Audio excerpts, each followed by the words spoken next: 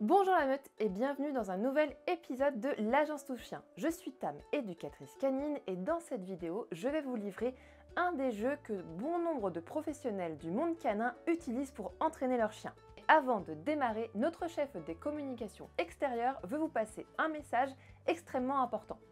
Parfaitement Tam, puisqu'il faut informer tout le monde que cette vidéo est produite par l'Agence Touche Chien, sponsorisée par l'Agence Touche Chien, en partenariat avec l'Agence Touche Chien. Je me demande si celui ou celle qui nous regarde a bien retenu que c'était l'Agence Touche Chien et qu'il ne lui reste plus qu'à s'abonner et à activer la cloche des notifications. C'est un gros coup de patte pour nous, et tout comme les commentaires que vous allez laisser, ça aide aussi à notre référencement. Par ailleurs, cela vous permet de ne louper aucune de nos prochaines vidéos, alors profitez-en, c'est gratuit. Après une parenthèse aussi brève qu'importante, je redonne la parole à votre éducatrice préférée, Tam. Aujourd'hui, je vais vous proposer de mettre en place un jeu avec votre chien que vous pourrez décliner en 1001 versions différentes. Ça sera une source impérissable de ludicité et de jeu entre vous et votre chien. À faire à la maison, dans le jardin, en extérieur, vous pourrez l'utiliser absolument partout. C'est un jeu simple qui va faire appel à l'un des principaux points forts de votre chien, son flair. Mais avant tout, vous connaissez la musique, générique!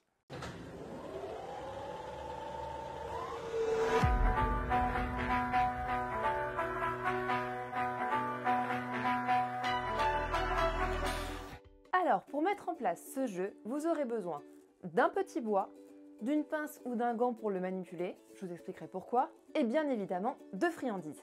Avant de commencer à expliquer les règles du jeu à votre chien, vous allez devoir porter votre petit bois au moins 1 heure pour que ce dernier s'imprègne de votre odeur. Plus longtemps vous le portez, mieux c'est. Autre élément important, vous devrez faire une marque distinctive à votre petit bois, une encoche ou une marque de couleur afin que vous puissiez le retrouver facilement plus tard. La règle du jeu ?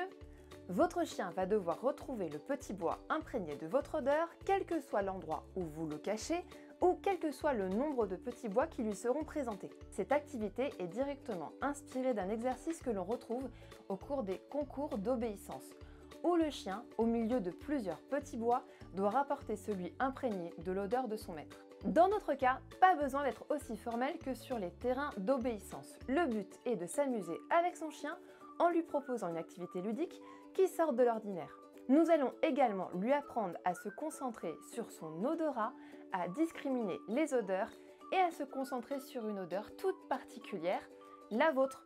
Il faut savoir que les jeux olfactifs ont de multiples intérêts pour votre chien. Ils font appel à ses aptitudes naturelles pour la détection, pour la recherche, lui procurent une activité physique et intellectuelle, ce qui permet de fatiguer sainement votre chien. Cerise sur la croquette, une activité olfactive pour votre chien permet la sécrétion des hormones de la zénitude. Autrement dit, c'est comme s'il se faisait un bon shoot de détente. Je vais décortiquer pour vous les différentes étapes d'apprentissage que j'ai mis en place avec Lovely, ma chien loup flemmarde, pour en arriver à ce qu'elle adore chercher le petit bois.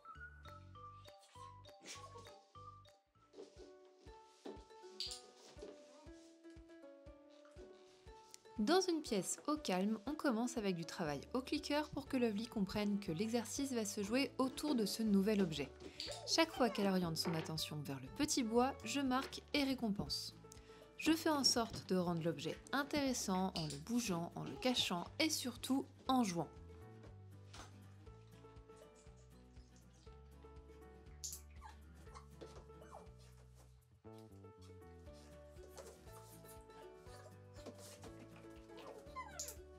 Lovely comprend vite qu'elle doit trouver et saisir l'objet.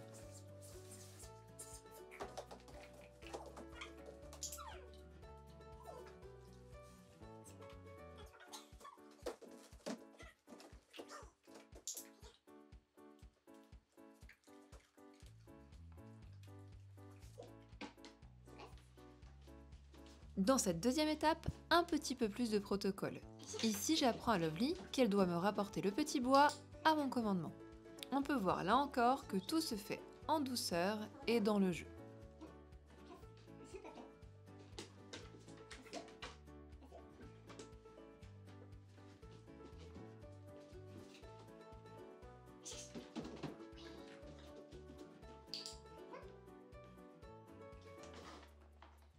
Troisième étape, Maintenant, j'introduis la notion de devoir explorer l'environnement pour trouver le petit bois.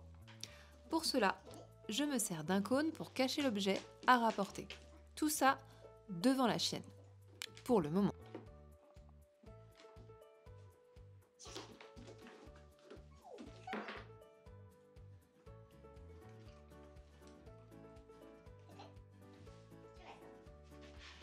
Nouvelle étape, je complexifie en mettant 2 cônes et en cachant à Lovely derrière lequel je mets le petit bois. Cela la force à explorer davantage et me permet de vérifier qu'elle a bien compris le principe, trouver et rapporter le petit bois.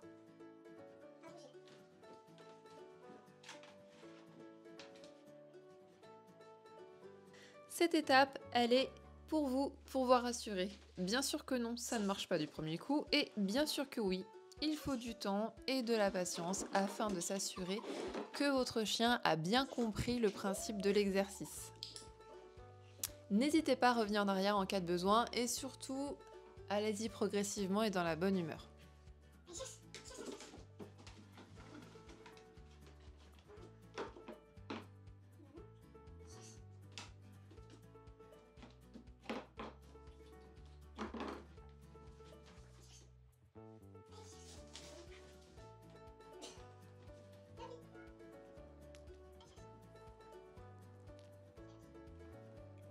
Dernière étape.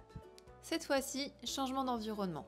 Le jardin en lui-même est plus stimulant. Il y a du bruit, des odeurs et du coup, cela demande déjà beaucoup plus d'attention pour Lovely. J'introduis la phase de blocage en laissant Lovely en position assis le temps que j'aille cacher le petit bois. Puis la phase de libération pour aller explorer et retrouver l'objet, suivi bien évidemment de son rapport. C'est l'ensemble de cette séquence qui est récompensé au final.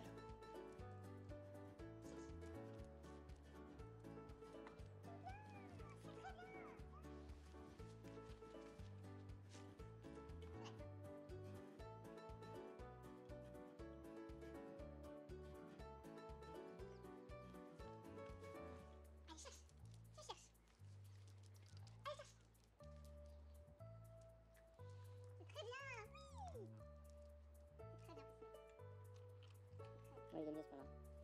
En plus,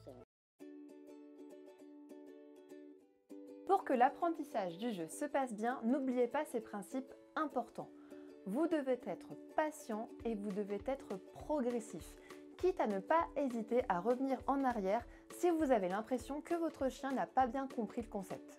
Plus votre partenaire canin va associer le petit bois à quelque chose de fun et d'agréable, plus sa motivation va être décuplée pour le retrouver. Et c'est exactement l'effet que vous recherchez. Et ça va dépendre de vous. Une fois que votre chien a compris le concept, les variantes de ce jeu n'ont de limite que votre imagination. Que ce soit la localisation du petit bois, l'environnement, le nombre de petits bois, à vous de jouer. La seule consigne essentielle, vous devez créer une difficulté surmontable pour votre chien. Inutile de plonger systématiquement dans une situation d'échec. À la fin, il doit réussir. Petit conseil très important, lorsque vous avez terminé de jouer avec votre petit bois, rangez-le dans un sachet hermétique. Cela évitera qu'il s'imprègne d'autres odeurs de l'environnement, ce qui pourrait perturber la recherche de votre chien lors d'une prochaine session de jeu. Non, à vous de vous amuser et n'hésitez pas à nous partager vos expériences sur nos différents réseaux sociaux, que ce soit YouTube, Instagram, Facebook. Ça nous fera plaisir d'avoir vos retours et de vous conseiller en cas de besoin. Les amis, avant de vous dire au revoir, n'oubliez pas ce que je vous ai dit au début de la vidéo. Cette vidéo sponsorisée, produite et en partenariat avec l'agence Tout Chien, il faut surtout la liker, la partager, la reliker si vous voulez et activer la cloche des notifications.